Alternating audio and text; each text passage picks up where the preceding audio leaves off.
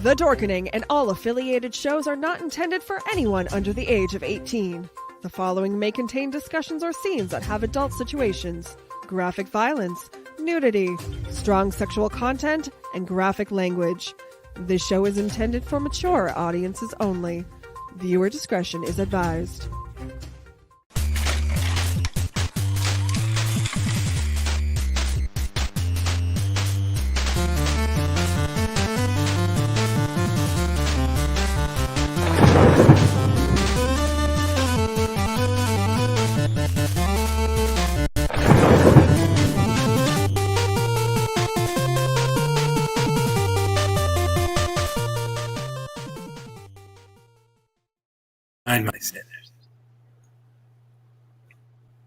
Everyone thinks because you're a zombie, you don't know good coffee. Well, they're wrong. There's only one brew that gets my seal of approval. Deadly Grounds coffee is my guilty pleasure. The aroma is so intoxicating. It brings all of my neighbors out of the woodwork. Deadly Grounds coffee. Coffee to die for and zombie approved. It's good to get a little deadly. Use the front door! Oh, they're so disgusting. Greetings, Spice fans! Silk City Hot Sauce is now sponsoring the Dorkening Podcast Network. Our craft sauces are made in Vermont in small, high-quality batches using locally sourced, farm-grown ingredients. Silk City Hot Sauce comes in a variety of heat strengths and killer flavors like Jezebel, Erotic Fever, Mango Madness, and Good Morning Jonestown. And don't forget our newest creation, Hot Syrup. Make no mistake, Spice fans, this is the queen of sweet heat. There's new and unique flavors coming out all the time. Best of all, right now, listeners of the Dorkening Podcast Network can go to silkcityhotsauce.com and use coupon code DORK. Not only will you get 20% off your order, we'll also throw in a free bottle of hot sauce. That's silkcityhotsauce.com. Coupon code DORK. How about that? Free bottle of hot sauce and 20% off? Amazing. Hey, it's Wednesday. My name is Leo. I'm the monkey behind the keyboard here. We have a kick-ass show for you today, and we're going to be spoiling the hell out of Spider-Man. So might as well call it Spoiler Man at this point. Spoiler Man does everything a spoiler man can. Brandon, how's it going, bud? It's going very well. I'm nice and toasty in my Spider-Man sweater, as you may see. I'm ready to do this thing. Let's turn this mother out. Let's web it up. Flip. RW. Don't sneak up on me like that. I'm old. How you guys doing? Are you going to be playing the role of J. Jonah Jameson tonight? Either that or Brandon Powers. I haven't quite figured out if I'm J. Jonah Jameson or Jesus Christ. And playing the role of Ned tonight, Steve. No, it's been out for over a month, so we're not holding back on spoilers. Let's fucking spoil it. You're playing Ned tonight. No, I'm not. Then he's playing MJ. Okay, got it. Fuck you. Yeah, whatever. I don't. Yeah. Yo! Hey, everybody. Dude, it is so awesome to see you. Awesome to see you guys too. Oh, God, this is going to be a fun show today. Yeah. Happy Wednesday, everybody. Happy Wednesday. If you haven't seen Spider-Man No Way Home, first of all, why? Secondly, I mean, I know why, but seriously, why? Yeah. And secondly, you probably shouldn't be here if you don't want to know what happens before you see it. Pretty much. Yeah. After the video now, get the fuck out because we're spoiling it. You don't have to go home, but you can't stay here. I watched the old just hit it TV on series. I thought that's what we were doing. Yep, you nailed it, RW. We're talking about nothing but fucking Nicholas Hammond. Hey, kids. Nicholas Hammond? No, there was some guy like climbing some big Empire State Building in the beginning, and Yeah. yeah. Take it back to Electric Company. That's how far back. Oh, Jesus, yeah. Danny Seagren. There we go. Yeah. No, the Japanese one. He climbed Spider-Man? Yeah. Do you know that he climbed that building for real? They had like one shot. I don't think he had like wires or anything for safety. They just asked him to climb. He did it. They did one shot and they used it for the intro for everything. You climb. Hi. That's it. All right. That's how they get shit done, apparently. Yeah. Hey, you have real special effects, you know? The only way they could get my ass up there like that is because I'm like so fat that they'd be like, "You go," and I'd actually jump and get stuck in midair each time. Tom Moore says, "Happy Wednesday, everybody." Aaron says, "Evening, guys." Hey, Aaron, how's it going? Howdy. Yeah. So, do we want to go diving right into Spider-Man? Like, I mean, I know let's do it. we've all been dying to talk about it because it is everybody's been polite, holding their tongues. Polite is certainly a word you could use. Well, cautious. Steven's like, let's just start this shit. Cautious is the word I'd use because I think we were all just trying to be mindful of yes, politeness is certainly part of it, but also anybody that did get spoiled because of us, I know that they would be rightfully angered, and I don't think any of us would actually have enjoyed having been the one that spoiled it for anyone. But that being said, let's fucking kick this pig and leave it squealing from the feeling. Spoiler, spoiler, spoiler, spoiler. So the movie opens up with Egon Spengler. Oh my! You know what's Sony, funny? it makes sense. It's a full-blown crossover. What's funny is right before this podcast, that's what Tracy and I watched. I watched Afterlife. Yeah. So now I've watched Afterlife and No Way Home. So there we you can go. talk about both. We can talk about, but more importantly, It was a Spider-Man. real Sony Columbia night in RW's household today. So I just love it that we all knew what was going to happen, but they were so holding on, like clutching their pearls, you know. They were adamant. Yeah. Andrew Garfield. Oh no, it's a Photoshop. It's a Photoshop. No, So- it's not me. It's a Photoshop. I remember Adamant. The way I know what you guys are going to be talking, the way what Leo's talking about, but the way I interpret it was, Marvel had a tell. When you play poker, you have a tell, and you don't want to reveal that tell. Maybe you have a tell when you play poker. Well, you have a poker face, pretty much. Marvel had a poker face, and everyone wanted to call their bluff on this one particular scene. I think Leo mentioned it, but Marvel. You can say the scene. We're in spoiler territory now. Yeah. when We're in spoiler country. Yeah, when Andrew and Toby showed up, and Marvel kept their big traps shut. Yeah, when Marvel kept their poker face, and they just didn't say anything. And we've all speculated. Even Brandon, you had your speculation, and you issued your own little challenge. Saying, I just it was more of a hope than a speculation. But I wanted to see your reaction in the theater. Yeah, that's what it was. Like I'm like, listen, I want them to be in the movie. All right, that was my starting point. I'm like, I want them to be in it, and I'm fairly certain that they're in it. But I kind of hope that they were not going to be in it because I just wanted to see the people melt down in the cinema. Like adult, like full-grown men just like curling up into a ball, just whimpering. Like I wanted that so badly. And I mean, like, okay, it didn't happen, and I'm glad that it didn't because the other thing did, but it's always going to be that like what if scenario for me. Like, oh man, if only. I wish. I didn't get to taste anybody's tears. Yeah, you know what I mean? Oh, it would have been marvelous. Oh God, it would have been like Christmas, Easter, and my birthday all rolled up into one.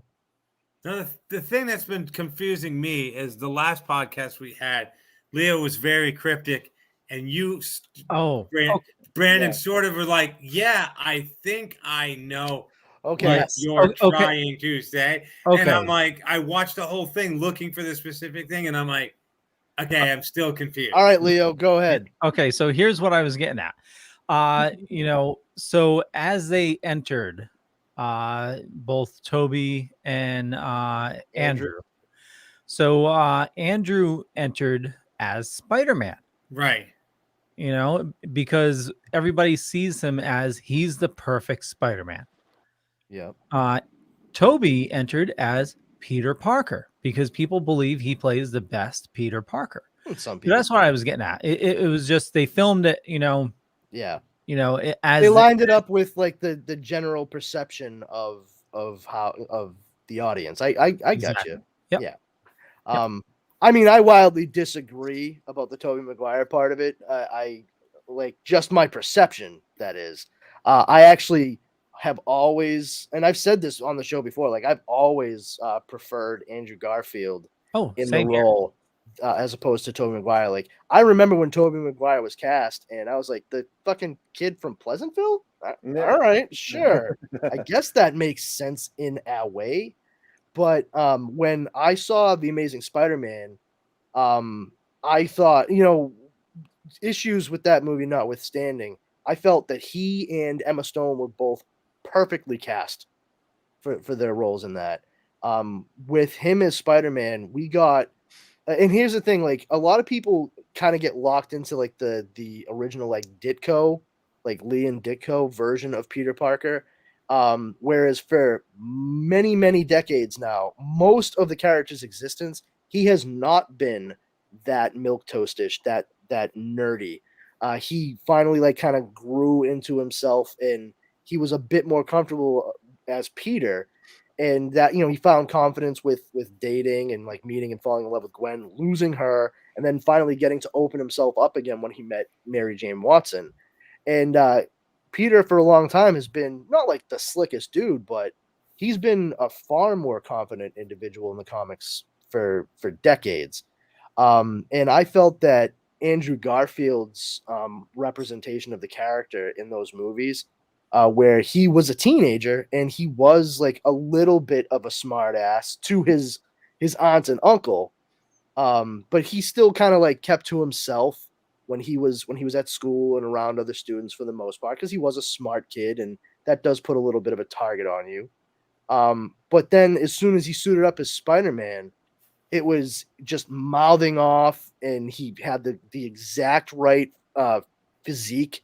He looked exactly the way Spider-Man is drawn. He's lanky, long, he's lean, and I felt he looked the most like the character and acted the most like the character. Unfortunately, the story surrounding him was not the best. I honestly have to say, like, there wasn't really anything groundbreaking for The Amazing Spider-Man for me, story-wise. It was mostly the casting of him and Emma Stone, as well as this one scene towards the end where Andrew's Spider-Man has to make it across the city to get to where the Lizard has posted up his reptile bomb. I don't know what the fuck you want to call it. But the thing I thought was really cool, was impressive, was that all the construction workers swung their cranes out from the buildings they were working on and gave him a straight line to swing from all the way to the building. And you never actually see how Spider-Man would be able to make it from point A to point B logistically in anything ever. That's comic books, other movies, cartoons, video games, and they actually did that to make sense of why he'd be able to make it from there to there in record time. Because otherwise, I mean, there's no way he'd be able to like swing with the distance with some of those buildings, and that little bit of attention to detail, I was like, oh, it seems like some people were really thinking about this when they did it, and then Sony came in and had other ideas as well. So, but I always liked him, and I thought he got a raw deal. And it's kind of nice to see so many people now be like, oh, Andrew Garfield's like the best Spider-Man. I'm like, yeah, where the fuck were you like 8 years ago?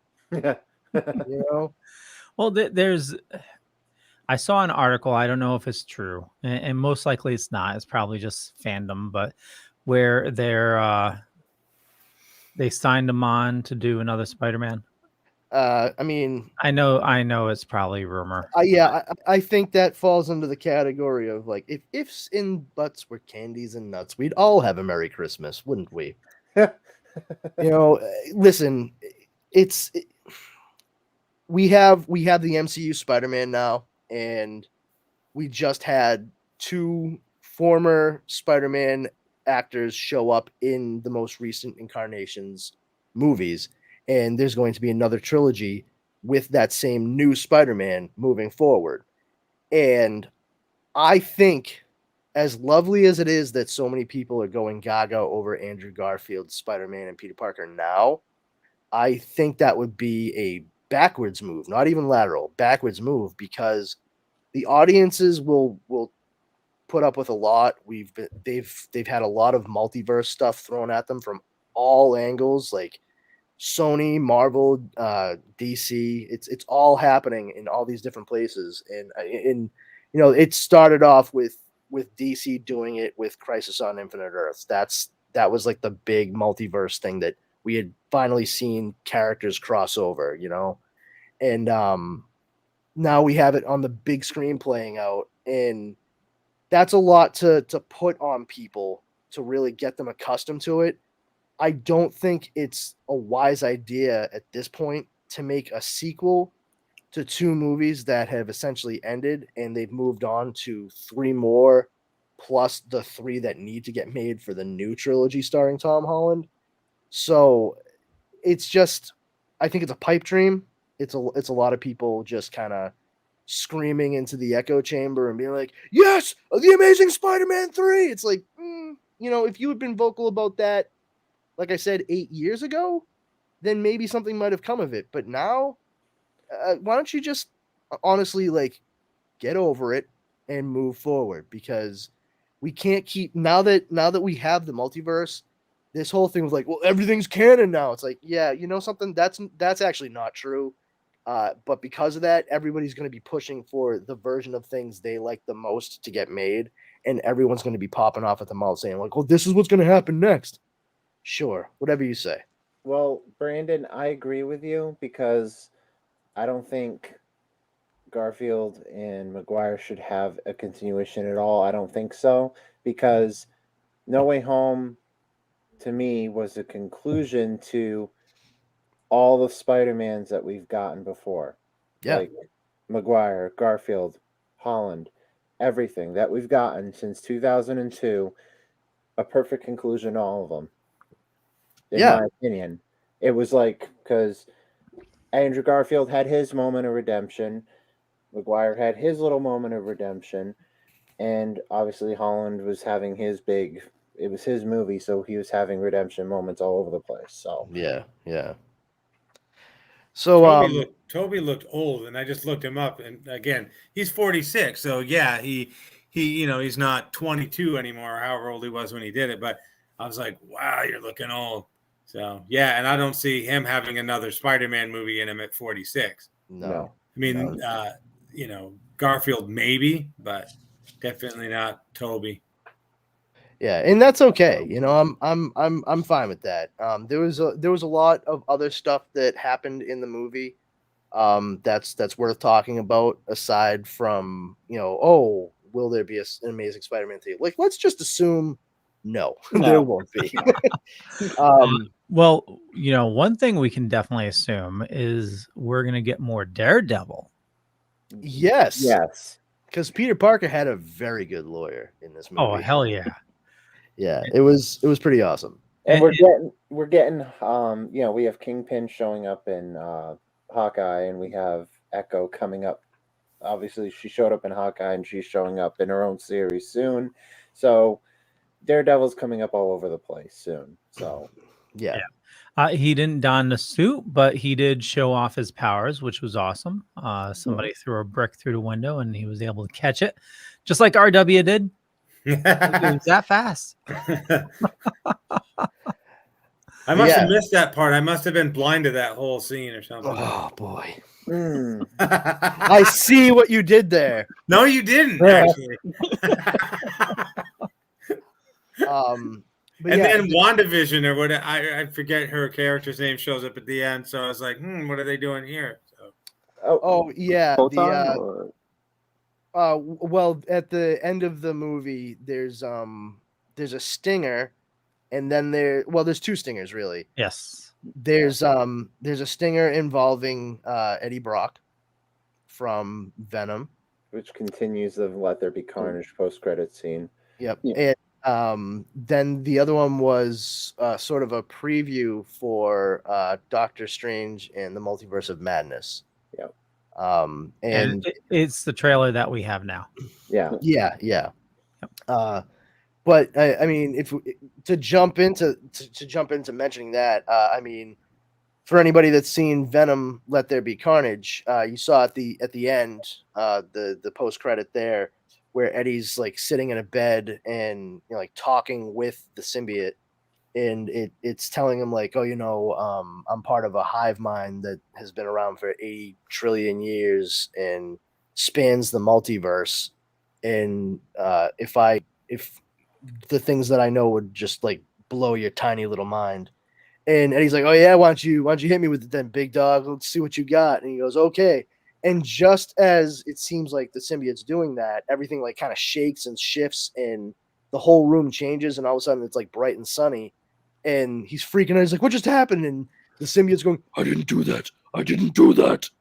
And Eddie's just like, what are you staring at? And the symbiote like covers him, and he walks right up to the TV where J. Jonah Jameson's screaming about Spider-Man. It actually shows a picture of Spider-Man, and the symbiote goes, that guy, and licks the screen with his huge tongue. And then the guy who's actually supposed to be staying in that hotel room comes out and looks at Eddie and goes, what are you doing? And comes back to him, and Eddie doesn't have the symbiote on. He's just like, looks like a drunk bum at the end of his bed. He goes, I don't know. And that was the end of the stinger. Well, in Spider-Man No Way Home, we see that Eddie is in a bar, shit-faced, and he's talking with the bartender, who's from Ted Lasso. What's his name on the show? Oh my God, Danny Rojas on Ted Lasso. Yep. Yeah, he was the bartender in the stinger scene. But he's just trying to like get a sense of everything in the MCU, and he's like, so you mean to say that there was a millionaire who had a tin suit and he could fly? And then there was like a guy who was big and green and just like smashed things. What was it? Hulk. His name is Hulk. And then, like the symbiote's like, and you thought Lethal Protector was a stupid name? Yeah, that's because it is. So like, it was really funny. And all of a sudden, like the guy, everything kind of starts shaking again, but it's just Eddie, and he blinks out. And it from what we've seen in Let There Be Carnage, the entirety of the movie No Way Home, the way that people were being pulled into the MCU reality, and how we just saw Eddie leave, it's clear that Eddie was one of the people pulled through at the same time as some of those other guys, the villains that we see Peter go up against in No Way Home. The most logical thing is that the symbiote mentioning that it had a hive mind across the multiverse means that it knows everything that it knows from all these different realities, which means that it knows that Peter Parker is Spider-Man. And that makes sense for why he would have been pulled, because it was supposed to be people who knew that Peter Parker was Spider-Man that could pull through. Why Sandman and Electro got pulled in, I have no idea, because they did not know that Peter Parker was Spider-Man in their respective movies. But that's a plot hole for another day, I guess. I can't explain it. It was just convenience. But as he leaves, we cut back to the bartender, and he's just like, he didn't pay. And we see right where Eddie was sitting, a tiny little drop of black liquid that all of a sudden starts to move on its own across the bar, and then it just cuts the black. Yes, and I believe that means we are going to see the symbiote saga play out over the trilogy that they're doing next, if they're smart. Yeah. They should really make it more of a slow burn, as compared to like Spider-Man 3, where they just kicked it into high gear right off the bat.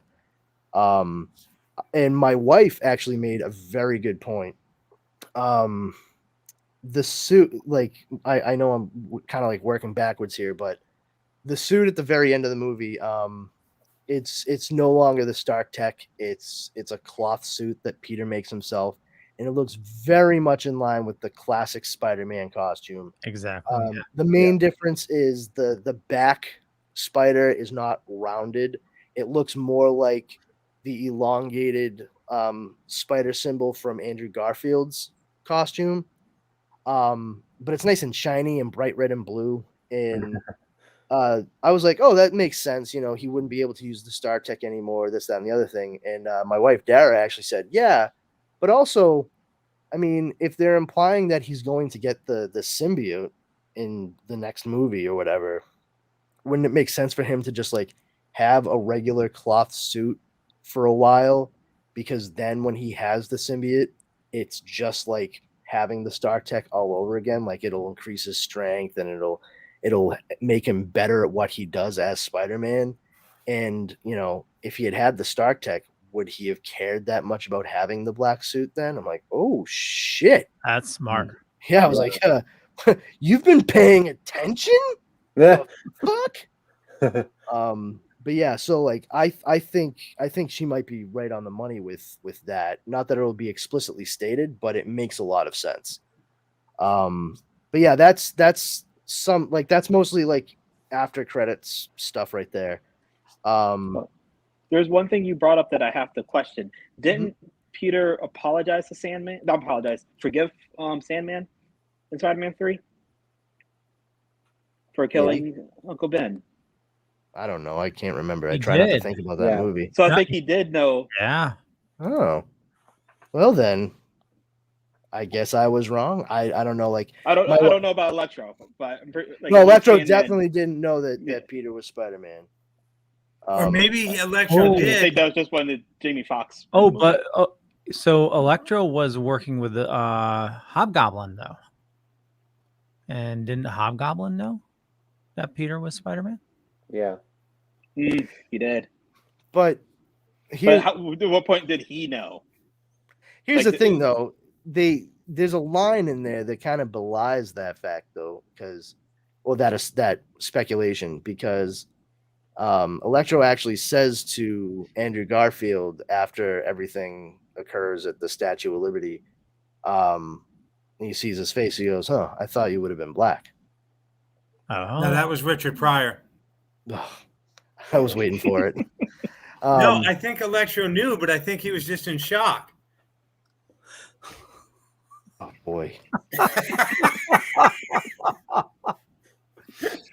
Wow. RW. Yes.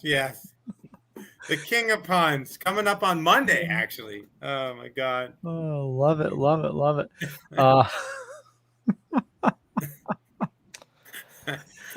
Well, there's definitely a lot to unwrap from this movie. It was simply an amazing movie. And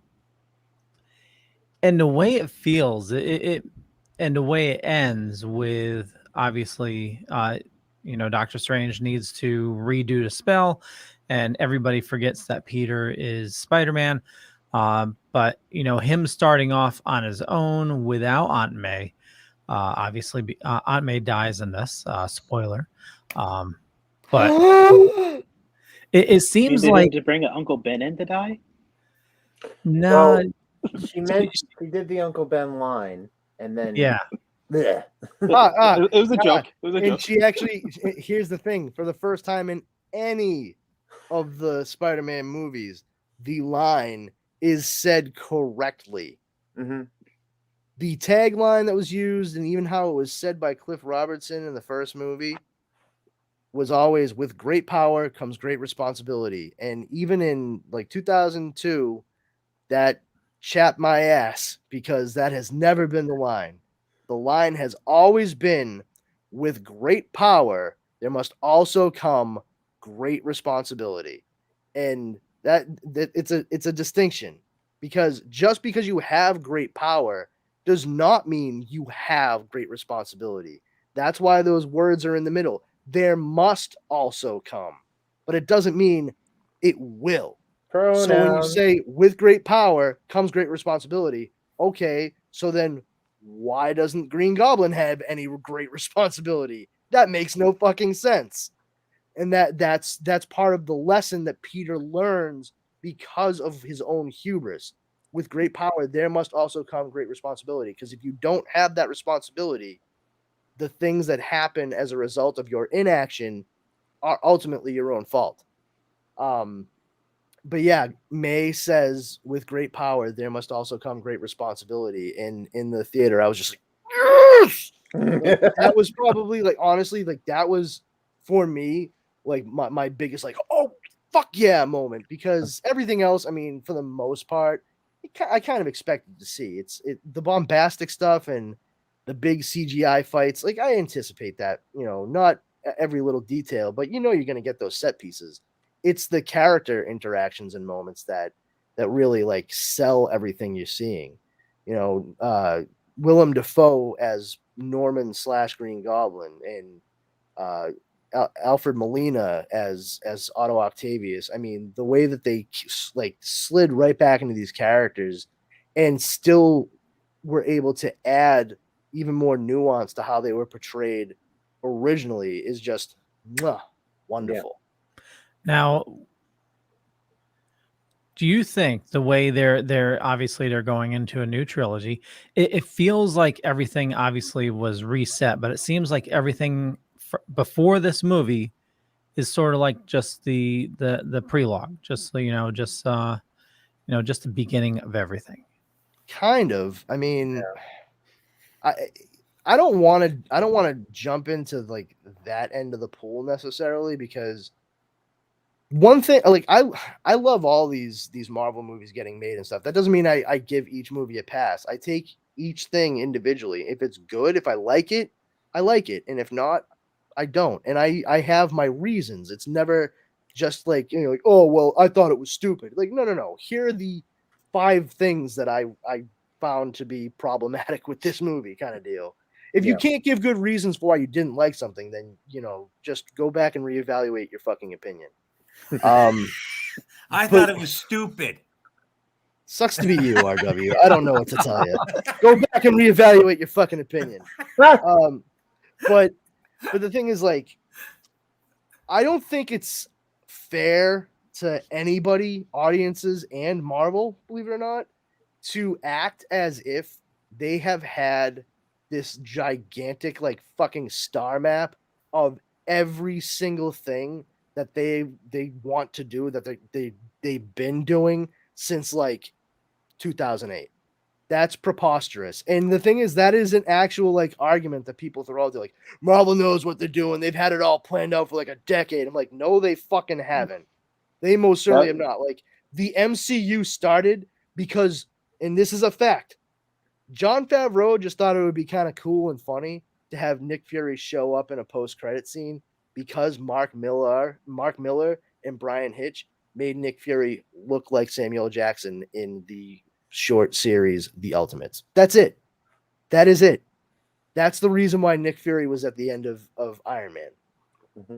And from there, they saw how much people freaked out about it, and they're like, well, maybe we should, like, try to do some kind of thing. And that's why they brought him in earnest, as well as Scarlett Johansson, which she was a late addition because they were seriously pursuing Emily Blunt to play the role. And they've changed things on the fly so many times. I mean, you can't tell me that they planned on having every single thing done when, they had WandaVision come out, which was part of the story they planned on telling, right? And a lot of people really enjoyed it. It was a hit. I don't know that a fucking Agatha Harkness series is necessary after that, but they're doing it because a lot of people fell in love with Agatha Harkness, to which I say, that's great, but the reason why you liked Agatha so much is because you actually got very little of her, and she had a big reveal moment. That's why. If you have a fucking full series that's dedicated to just her, I guarantee it's gonna fucking peter out. Yeah. So in this No Way Home, you had the Spider-Man Tom Holland had a best friend and a girlfriend. So no, they were actually his best friend and girlfriend. You don't have to use finger quotes. Right, but I'm saying, were they his girlfriend and best friend in previous movies? Because I have not seen anyone's before this. Oh yeah. Okay. Yeah. So Ned was his best at the friend. end, everybody's memories erased. So does he have to meet these people all over again in the next trilogy if they do another 3 movies with Tom Holland, or does he get a new girlfriend and a new best friend? Because that's where I would. It's like he went in there and he wanted to say something or do something and. It's awkward, and she's like, "Do you need anything else?" And he's like, he wanted no, and then he walks off or whatever. The way I interpreted that was, of all the stuff he put MJ through in the past 3 movies, and Ned, as much as he wanted to, say he'll come back for them, the moment he clicked in his head at the last minute, he's like, "No, I want to protect them, and I don't want to."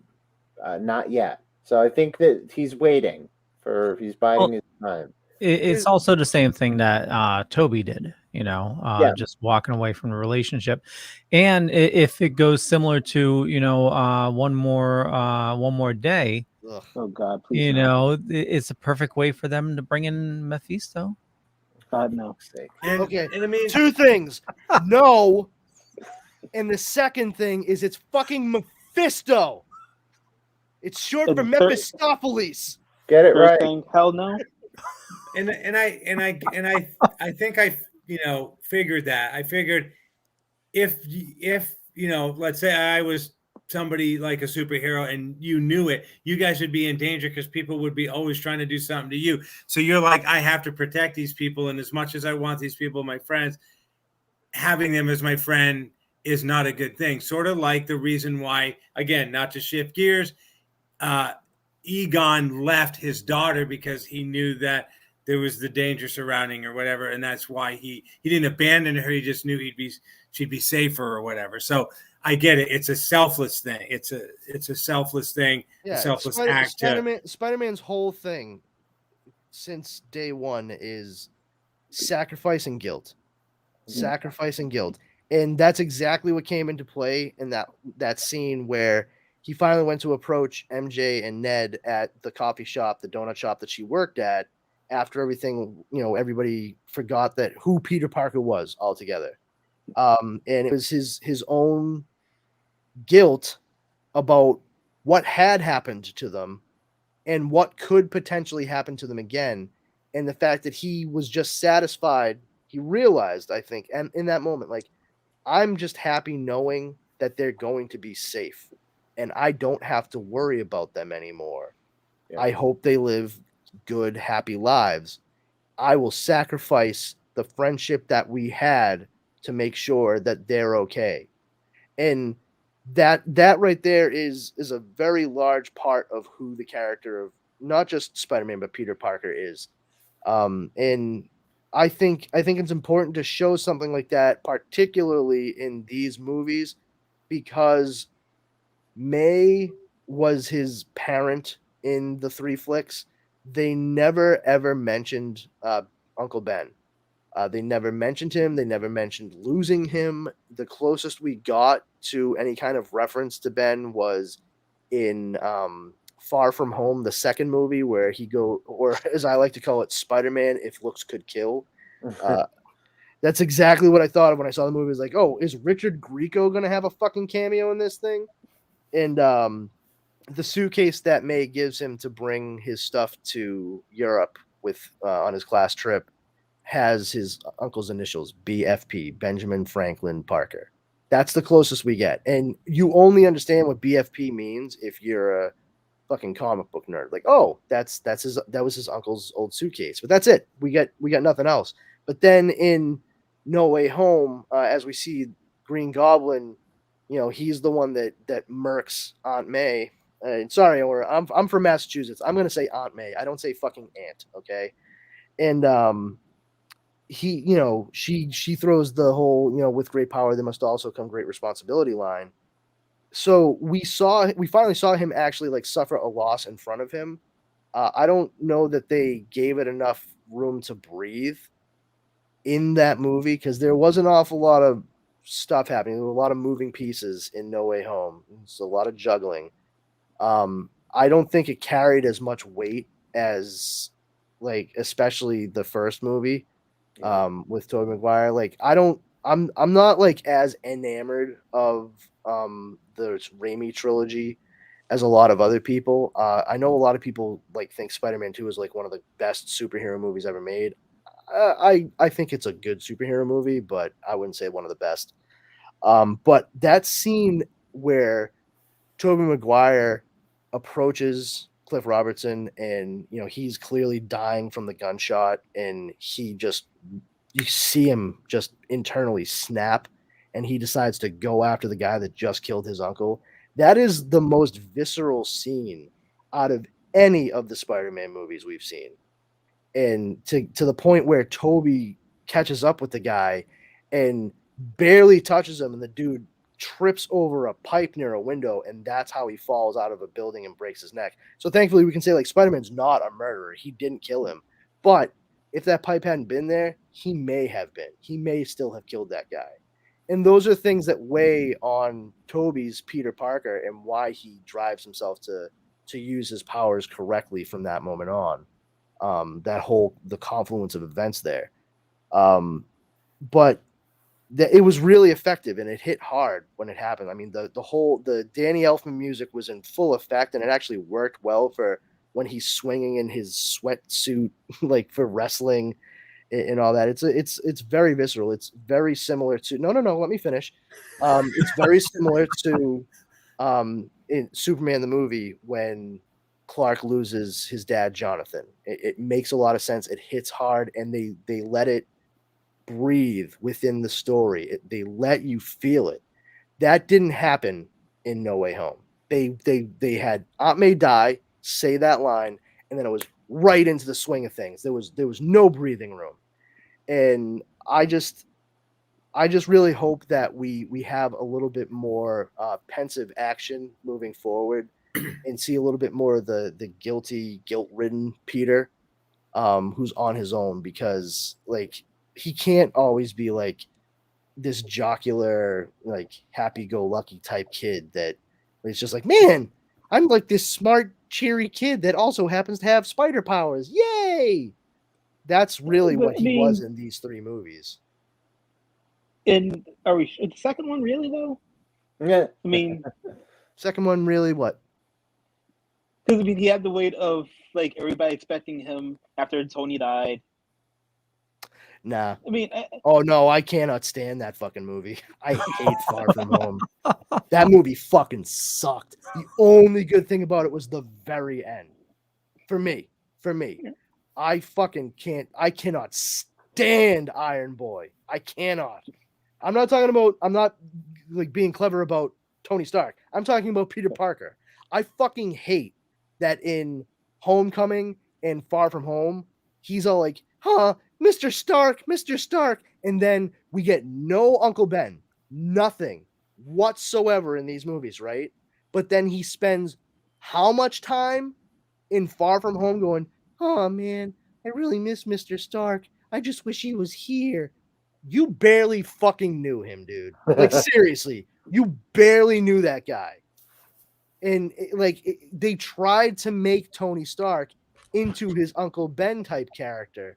And Tony Stark is certainly not somebody who should have been seen as any kind of father figure to anyone until we saw him in Endgame when he finally was a father. That was a much different Tony than we had seen at any other point in the MCU. And Far From Home was just trying to play on that death of Tony Stark, played by Robert Downey Jr. I don't think it worked as well as they wanted, but it's a Spider-Man movie in the middle of what was a proposed trilogy at that point in time. So of course it was going to make money hand over fist, no matter what anybody did or said. I think Far From Home is a very clear sophomore effort. Second movies are very tricky to pull off in trilogies for the most part. It's not a hard rule, but it is usually a proven one. Well, you can't have a third movie without a second, you know? No. Yes, but the second movies often have to resolve any sort of dangling plot threads from a first movie and then also lead into what the third movie is going to be, while still trying to give its own like story, push that forward.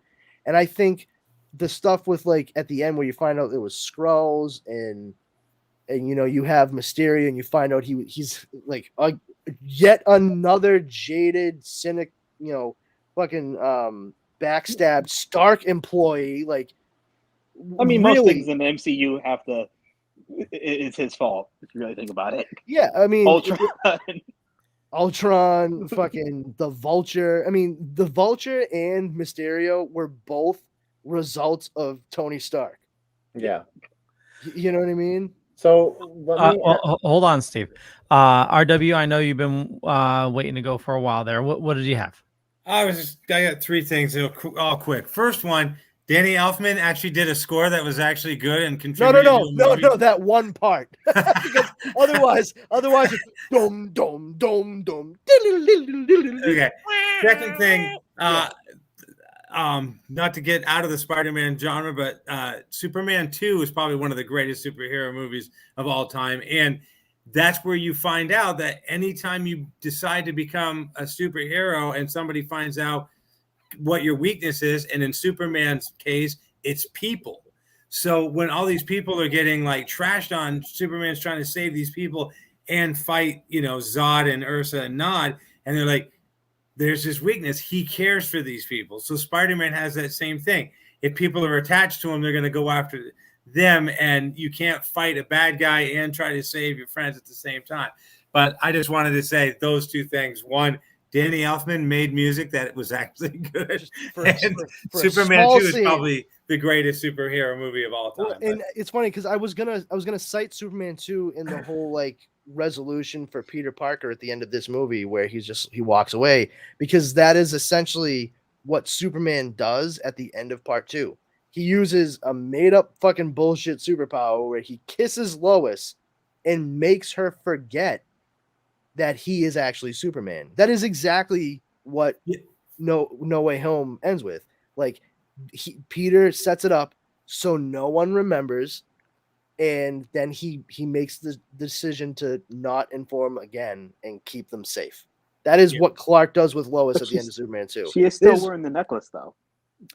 Yeah, but that doesn't mean anything. I mean, the way the spell works, more than likely, I mean, part of the thing I mentioned earlier, with my wife saying like, oh, he had to get rid of the suit, the Stark tech anyway, because if he gets the symbiote, blah blah blah blah blah. But here's the thing: the spell that's projected at the end of the movie is not like, oh, make anyone forget I'm Spider-Man. He says, well, fuck that spell that went bad that pulled all these people in here. Just cast a new spell. Have everyone forget me. Have everyone forget Peter Parker. And because of the fact that it's magic, more than likely it's fairly all encompassing, at least within the confines of the planet. I don't know about like the universe. We'll find out more about that, I'm sure, because Nick Fury is off-world on the Sword satellite. So we'll see how this may have affected him or not in future projects. But the Stark tech would also forget who Peter Parker is, so it wouldn't recognize him as the authorized user for the suit. So he would need to create a new suit to still go out and fight crime as Spider-Man. That makes sense, yeah. So with all the little Easter eggs, Steve. Oh yeah, Steve. I'm waiting. Go ahead. Thank you. Because go for it, Steve. Go for it. Thank you. Fill it out. Fuck you. I wanted to ask both of you, all five of you, four of you, don't breathe. Don't breathe? Okay, I mean, no. Stop. I'm trying to stop. No, he said don't stop. Don't stop. Is there one day where you guys don't have to get on my case?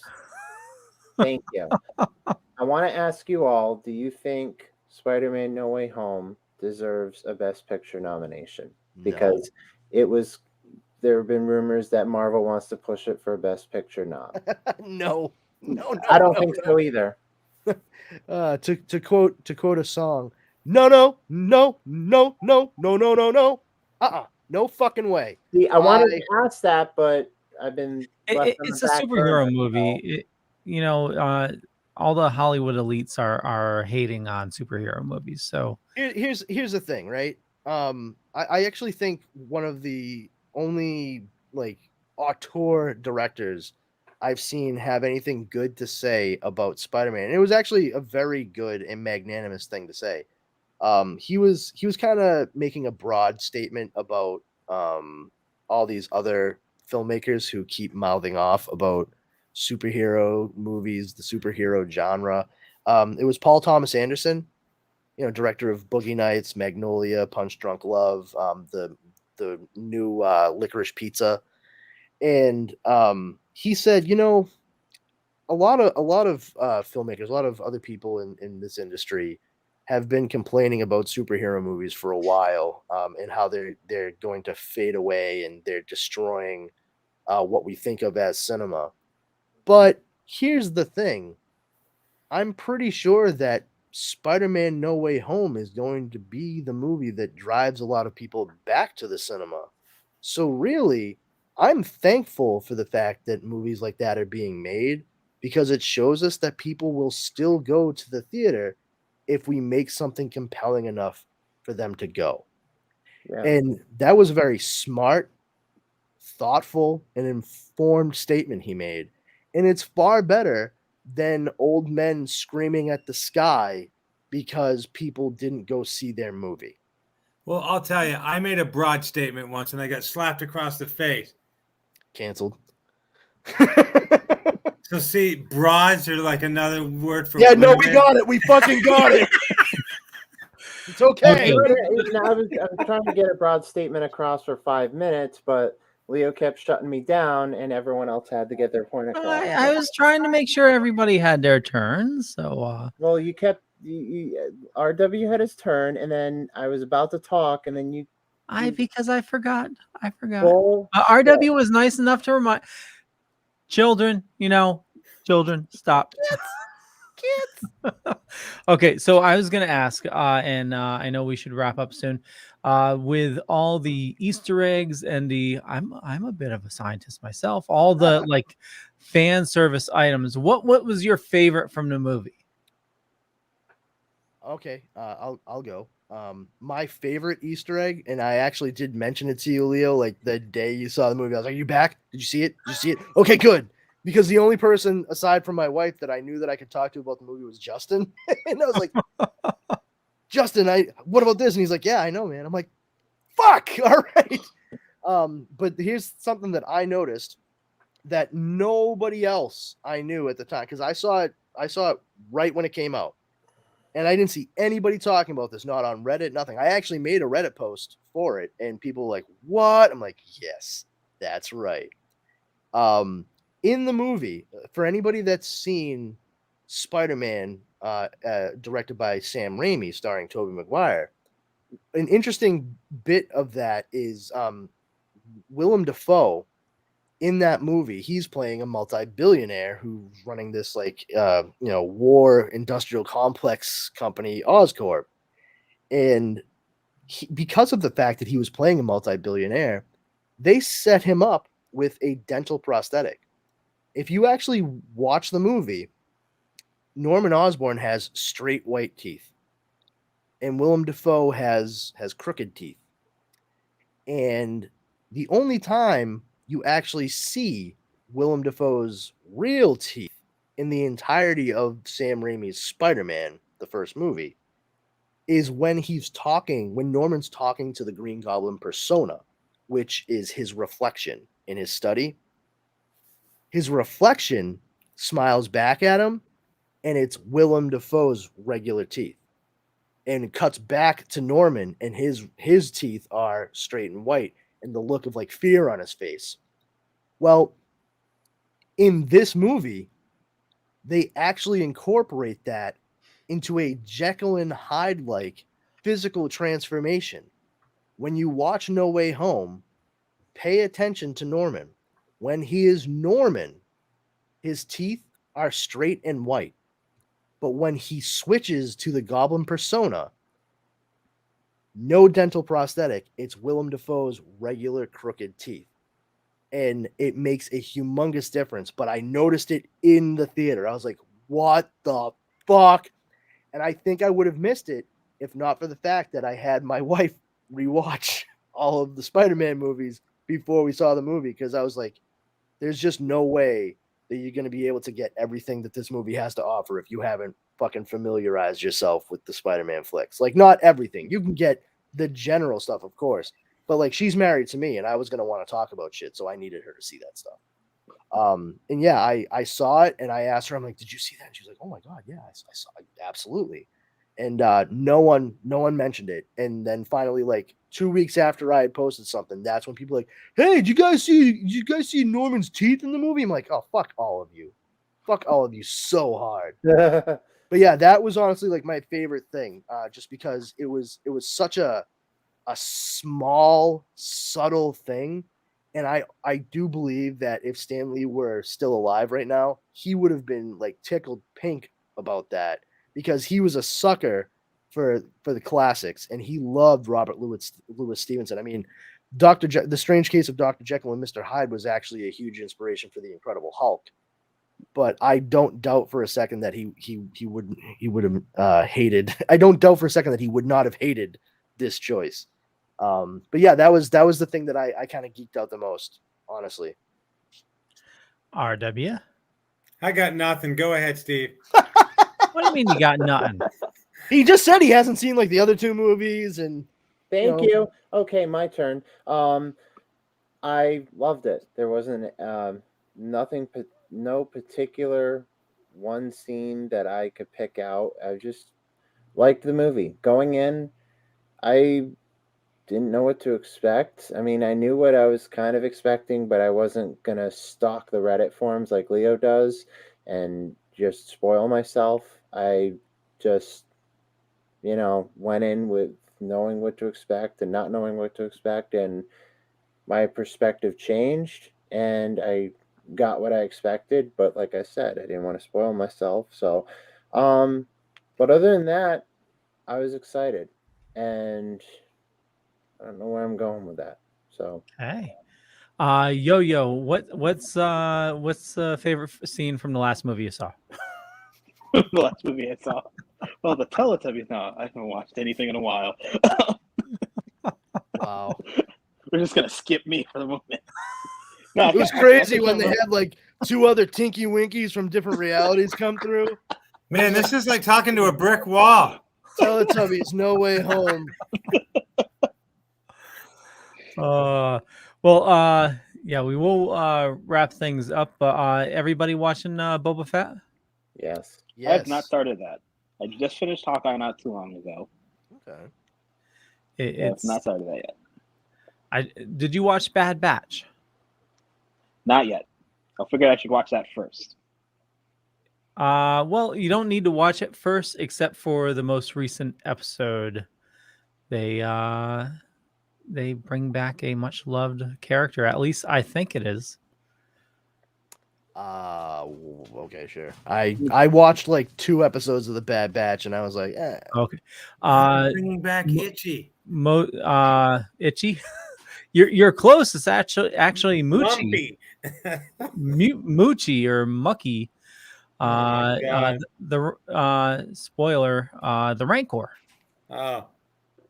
Yeah, I did think that was cool. And not for nothing, this isn't a spoiler, all right? So don't worry, Yo-Yo. Like, you're not gonna. I really don't care about spoilers. Yeah, you're not gonna see. Yeah, like you're not gonna watch the episode and be like, "What the fuck, Brandon?" Danny Trejo shows up in this episode. Yep. And the second I saw him, I was like, "Oh, cool! Did Robert Rodriguez direct this episode too?" He did. He absolutely did. I will say there was a nice throwback to a certain Star Wars show special when he said riding something. So there was a certain throwback to. Yeah, it was cool too. they kind of just mention, and this isn't a plot point or anything, but they mention like the actual like demeanor of Rancors. And I guess they're actually more like they're actually kind of like sweeter creatures than we've been given to believe.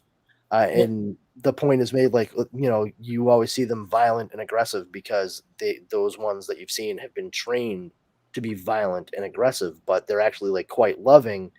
Like a pit bull. Yeah, exactly. Well, yeah. I mean, any dog is like that, really. And but pit bull is that bad rap. But I mean, exactly. Yeah. Doesn't just want to like hugging. No, you're spot on. Yeah, absolutely. I'm sorry. You're 100% correct. It's like the reputation of the pit bull. Yeah, pit bulls are known for being like very loving, caring dogs, but because some people are absolute fucking monsters, they're seen as monsters themselves. One of the things that I thought was kind of cool was like he was, this was being said, and Dara, my wife, was like, "Oh, really? I don't know about that." And I was like, you know what? Actually, I buy that, especially even going so far as to cite Return of the Jedi, because when that Rancor gets killed, when the gate drops down, the dude who cares for that Rancor is fucking weeping, like crying like a school kid with a skin knee. And you do not get that upset over an animal that you do not love. Yeah. So then I guess you could say that the Rancor is very much like Andy Griffith. It was in the movie No Time for Sergeants and had a southern accent. I don't know what you're going with, RW. Wow, that's a wicked obscure thing. I know. No, you and I are the only ones that got it. No, you didn't. So in the movie Spy Hard. Oh my god, dude. Andy Griffiths plays General Rancor. Oh. so anyway, oh my god. Powerful Brandon, what you just mentioned, if you watch the Bad Batch episode, it actually had the whole episode is based on them trying to find the Rancor, and it actually Omega, the clone, which is actually Boba's sister, which hopefully she'll make an appearance in this. Omega. She grows very fond of the baby Rancor, Moochie. And so it's that is their job, is they need to can someone explain to me why every fucking clone in that cartoon has a New Zealand accent? Accents are not genetic. I don't fucking get that at all. Every single one of them. They're like, I'm a clone of Baby Feet. And then this girl shows up and she's like, I'm a girl clone of Baby Feet. You can call me Omega. I'm like, why did everyone around you speak with a fucking American, like North American accent? Maybe it's the training program when they're in the little bubble. Oh, really? Have they ever said that outright? Because it sounds like or maybe part of the cloning process, they were semi-injected with Foster's beer.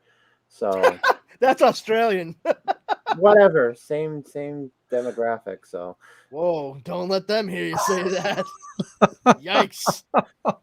Same shit. They fucking just say that we're from Australia? I think they fucking just said we're from New Zealand. It's the headset. You go like this. Hey, hey, yo. Is that better? Oh, there we go. Yeah, it was a little off there. I just found it strange when I was watching the cartoon. I was like, oh, she's definitely, like, before it was out and out said, I was like, oh, she's definitely a clone of them. And Dara was like, how do you know? I'm like, because she has a New Zealand accent. It's the only reason I can think of. And then sure enough, she's like, oh yeah, I'm a female clone. Yes. Well, most of the people in the Empire are British. Yeah. No. When you watch like Star Wars and Empire and all that. That's stuff. true. Yeah. Vader wasn't. Yeah. Although James Earl Jones does like affect a semi-British accent. He uses a slightly different affectation when it depends on the movie he's in too. He can do a British accent. Yeah, well, I mean, he's going for the gravitas, and I mean, they did shoot an awful lot of it around London, didn't they? Pinewood Studios. I was going to say, was it Pinewood Studios? Yeah. So I mean that makes perfect sense. Exactly. It could be like, a Zamunda accent. Oh, that would have been fantastic. That would have been great. I would have loved to see fucking Hayden Christensen speak with that fucking accent without a goddamn rebreather. Ooh, what? Now we're over to Star Wars for a second. I was listening to a podcast thing a couple weeks ago, and I want your guys' opinion on this. In Jedi, when they had to with it and take the original actor who died as Darth Vader out of the silhouette thing and throw Hayden Christensen in there instead, are we yay or nay on replacing Hayden Christensen with the guy who originally was the guy? I think at this point, okay, here's the thing. If they're gonna do it, they need to be consistent. Okay. I don't mind that they did that. However, if you're going to do that, you need to replace Alec Guinness with Ewan McGregor as well. Yeah. Yes. But the reason they're saying that they replaced Hayden is because at that age, he was a Jedi, and then right after that was when he turned bad. But if you think about it, when they take the helmet off this old guy and he's like, let me look at you with my own eyes. He's been redeemed, and he's now no longer a Sith. He's a Jedi again. So therefore, that blows that whole reasoning of putting Hayden Christensen in there in the first place. But everybody I talked to on this podcast said that they were for the change. Like I said, I'm only for it if it's consistent. I don't. How do I put it? Like, I didn't mind that they did it, but I was puzzled that they didn't go 100%. You know, if you're gonna do it, go all the way. Well, they can still do it because you know it's just a movie. No, because we already know that Disney is still editing Star Wars. Yeah, that's where my bullshit meter pegs. So I agree with Brandon to a point. So consistency is key with that whole Force Ghost thing at the ending of Jedi. I agree with that. But when it comes to consistency is key to certain things like the McClunky scene, to the whole Cantina band thing in Jabba's Palace in Jedi. Don't fuck with our childhoods. Lucas, calm the fuck my down. childhood wasn't that great. Well, I'm just saying, like, consistency is key, but calm the fuck down if you're going to just keep repeating the same thing over and over and over just for making a goddamn percentage. Well, it's not killing our childhood. We can still go back and watch the original movies. Yeah. I don't think that's like the right commentary. Man, I know exactly what you're saying, Steve, and I agree. Like, there's a point where, like, okay, stop tinkering. There's no need. Just like let it be. Yeah. I get that. I don't agree with the sentiment, and I'm not saying this is how you actually feel. I understand it's just like a talking point. I take issue and umbrage with when people say, like, you're destroying my childhood. Like, oh, I get what you're saying, bud. I do. It was just something I said because I didn't know if I was going to get cut off at the heels again. Yeah, no, get picked on for the 50 millionth time. I just said it out of spite, and it wasn't my intention. You know, but I'm just to the point though. I know a lot of people that say that and like they genuinely mean it. Like I'm sure you guys have all seen it in instances, and I have a problem with that because, quite frankly, like, it saddens me. It doesn't anger me. It saddens me. Because if going to see a movie that has been like rejiggered, you know what I mean, and the original version, you know, an older version is still there at some, you know, that you can watch or whatever, like E.T. instead of, you know, the guns they put in walkie-talkies. Well, you know, you go back and watch your DVD that had the guns. You know what I mean? Yeah. It's not gonna be the end of the world. But when people are like, you're destroying my childhood, you're killing my childhood. Bro, if changing a small part of a movie for any of you out there is destroying your childhoods, I'm sorry to say, you had fucking horrible childhoods. It's that simple. Like, I am a fucking dyed-in-the-wool geek, okay? And at no point have I seen any. I fucking watched Indiana Jones and Kingdom of the Crystal Skull, and I still didn't walk out of that movie theater going, they killed my childhood. All right. It didn't destroy the enjoyment that I found with that character in the movies that preceded it. It never will. I still watch Raiders, Temple of Doom and Last Crusade whenever they're on. You know, I love those movies. Just because there was a stinker towards the end of what we've gotten so far doesn't mean I'm going to hate the rest of it. Like, I did not like The Matrix Reloaded and The Matrix Revolutions. And I mean, I'm still not a big fan of those flicks, but at least, like, for me, the newest movie made sense of the issues I had with those two sequels. It still did not destroy how much I loved The Matrix. You know, anybody that says that, like, I think they should take a good hard look at what it is they really mean and try to find a different way to say it, because your childhood should not solely hinge upon a movie or movies that came out that you enjoyed. Like, come on, like, you were a kid. Your life did not revolve around Star Wars movies at 6 years old, at 7 years old. It was something you loved, something you enjoyed, but you also, like, enjoyed going to the playground and playing fucking kickball or whatever. You know what I mean? Like, Star Wars had no bearing on the times that you were outside playing or reading books or whatever, and you enjoyed those. Like, Star Wars being changed to special editions destroyed every other fucking aspect of your childhood too. That's insane, folks. That's fucking bonkers. First off, about saying that, you know, at 6 your life did not revolve around Star Wars. Talk to yourself, dude. No. I mean, listen, no. I understand. I'm joking. I was a little. Yes. There's no 6-year-old kid that's an aficionado. You know? But I have to say that, like, you know, when I was a kid, for some odd reason, I decided that the Star Wars theme song was my national anthem, and I'd like salute it when a movie played. You know, so I did it. That's a very little kid thing to do, though, man. Oh, yeah. That's adorable. I still do that. So, show of hands, starting with Leo. Yes. How old were you in 77? 3. Okay, Brandon? -5. Exactly. Yo-Yo. I was nothing. Okay, and Steve? Nothing. Exactly. So, as far as childhoods goes, this guy was a child when Star Wars came out. Yeah, and that's fine. You know what I mean? Star Wars came out, you were a child, but I mean, I was born in 82. Star Wars was ever present. Yeah, no, I know. It's been, I mean, I saw it, you know, in theaters when I was 11 or 12 or whatever, and you guys saw it later on. Doesn't make it any less important to you guys than it does to me. Correct. And exactly.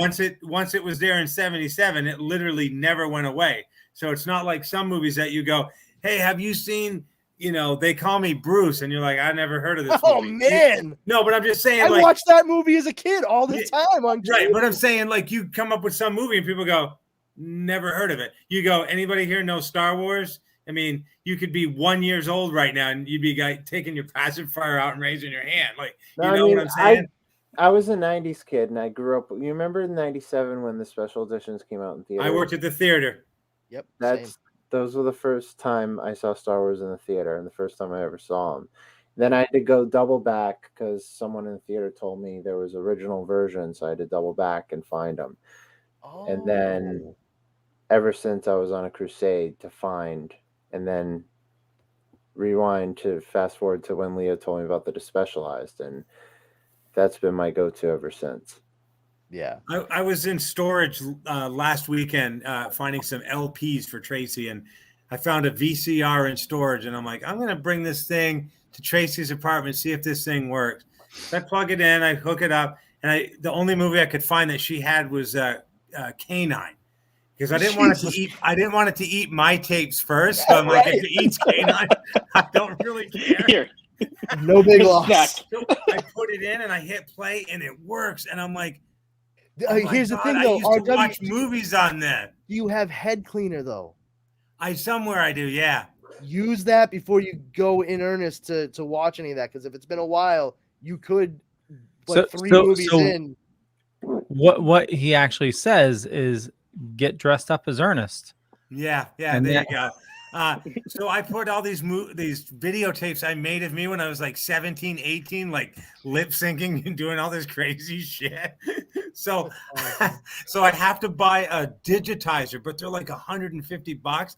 I'm gonna digitize some Didn't of this. you drop $5 more than that on a Weird Al book like a month and a half ago? And you dropped. Wait, you talked them down. more Never on mind. a You talked them down. Funko too, right? Anyways, so what I'm gonna Priorities, people. I'm gonna have like all these old tapes of me doing like literally. This is comic gold. Little 17, 18-year-old me lip syncing like. And I've got a mirror here that I'm supposed to be practicing in, but the camera's hooked up to a television, which is over here. So instead of looking into the camera, I'm going because I'm watching myself or whatever. So when I put these things up, dude, your stomachs will hurt you so bad. But I couldn't believe this VCR has been in the storage unit for like 20 years and it still works like perfectly. Unreal. Yeah. So I gotta find my old Star Wars tape and you watch the little line go up. I know. I think I have the gold. Yeah, the gold box. Yeah, you have the silver one somewhere, but yeah. But I couldn't believe it. Like it's so weird. Like watching it on a VCR, it just like it's so different because everything is so high def now. It just seems like it's too perfect. You throw a VHS in and you're like. Now this is my jam right here, K9. I'd be like, I'd put in a VHS and I'd be like, oh, tracking. That's right. Gotta fuck around with that. Now I can kind of see it. Wonderful. Yeah. You're like, no, not that way. Wait. Oh, there we go. And you get it perfect, but then there's a blemish, so that one line just goes. And you pause it, and it's like this. Oh God! Now here's the thing: you found a VCR. Do you have a tape rewinder though? I do not. I have to use the VCR to do it. Yeah. Boo. Be kind, rewind, everybody. Before we wrap things up, Yo-Yo, anything going on with you? What's Nope, you started my new job, so there's that. Put it on Yo-Yo. Make Yo-Yo full screen. Congratulations. There he is. Yeah, full screen. I mean, that's basically what's been new. Awesome. So, I heard you had a special visitor recently. He's visited me a few times. That's awesome. Santa? No, Velvet Joker. Yeah. Oh, no shit. That's awesome. How did that happen? He's a frequent visitor to my job. Oh, no kidding. Yeah, that's pretty cool. I mean, keep it cryptic. I like that. Like he visits my job frequently. The place of employment. I mean, are you allowed to donate? Are you allowed to donate blood that often in a week? I don't know what you do. So, I wasn't thinking that was blood. Like Velvet Joker's. You have so many organs. I mean, Velvet Joker walking in like, "Hey, can I donate this? Can I donate today?" No, sorry.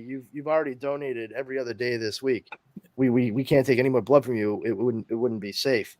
You got any different magazines? Those old magazines aren't working for me anymore. What about if the blood wasn't mine in a jar already? Like, is it sterile? Still wildly no, sir. Well, you could have went dark with it. It could have been a Velvet Joker. It could have been a crowbar factory. Oh my goodness. It's funny because he killed Robin with a crowbar. Yes, he did. I mean, funny as we're playing fast and loose with that word, but yes. That's where Raven hangs out all the time. The crowbar. Crowbar. I fucking knew what you were saying. What the? Send you one of these if you need it. So, what are you going to do for a week when I'm on a cruise? Brandon's like, have a good podcast for once. Oh, that's not entirely accurate. Oh, my God. I'll have to go, come on, I just need Wi-Fi for an hour. Can't you cut me some kind of deal? Like, I got $15. I got $15. Can you give me Wi-Fi for an hour? Like, seriously. $15, the best I can do is 10 minutes. $15, little man. Put that money in my hand. Like, hey guys, I'm joining. I only got about 2 minutes, and they're like, we can't hear you, RW. Sorry. Later. But I was coming in perfectly clear. Where'd you bum me? We had reasons. Okay, we got to wrap things up because we have another show to record. So, Yo, where do you like people interacting with you? Been mostly on Instagram, so you'll see me around on Instagram. That's like basically it. Cool beans, Steven. You can find Super Retro Throwback Reviews on Facebook, Twitter, and Instagram. We have 2 shows, Super Retro Throwback Reviews, The Audio Files, and CSI The Vegas Files. Both shows can be found on all major podcasts and distributors and the Dorkening Podcast Network, and a new podcast place called Good Pods, where we are climbing the charts. CSI The Vegas Files is on number 4 on the top 100 charts, and Super Retro Throwback Reviews, The Audio Files is number 25 on the top 100 charts. So nice. Definitely check both shows out. And also, I'm here every Wednesday where I get my ass kicked every week, apparently. So hopefully that'll change, because in our next board meeting, I'm going to enforce a no picking rule. But anyway, I'm here every Wednesday. So okay, RW. Hey Steve, if you have me on your show, I'll let you pick on me. How about that? I'll come on your show and you can pick on me. We'll talk later. Anyways, I hear that there's stuff in the show notes, either up above or down below, but you can follow me here at officialrwmartin.com. And please, for the love of God, if you haven't read this book, if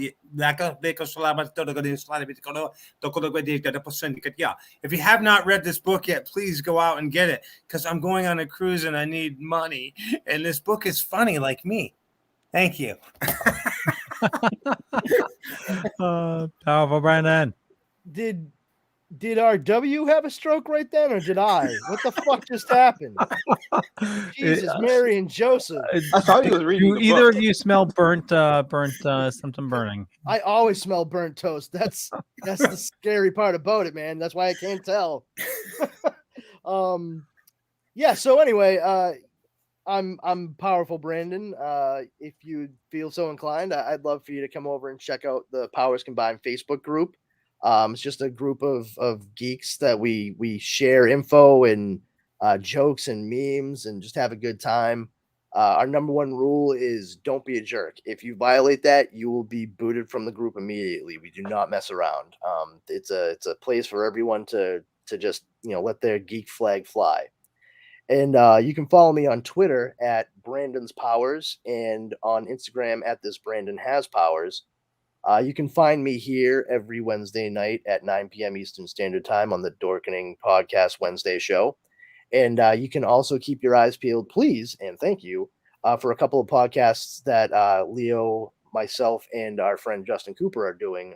One is The Dork Night, which covers Batman as a character, going through stories all throughout the decades that he's been around, focusing on different artists and writers and their interpretations, as well as another podcast that we're doing called Comics Paradox, which is all about alternate reality tales such as What Ifs and Elseworlds, looking at characters that you're familiar with because they've been around for forever and a day, and how they might be slightly changed just from one tiny little thing happening or not. And considering the multiverse and what ifs becoming prevalent in pretty much everything, it seems like we're hitting the nail right on the head and we're finding our pace. So like I said, keep your eyes peeled for that. And that'll be me, Leo Pond, and Justin Cooper. Awesome. Yeah, just Google Leo Pond. That's me. But check out these awesome people. And, I run a little thing called the Dorkening Podcast Network. We got about 40 shows on the network. There's a lot of awesome people doing a lot of awesome stuff. So definitely go check them all out. Head on over to thedorkening.com. And with that, have an awesome night. Bye. Have a good night, everybody.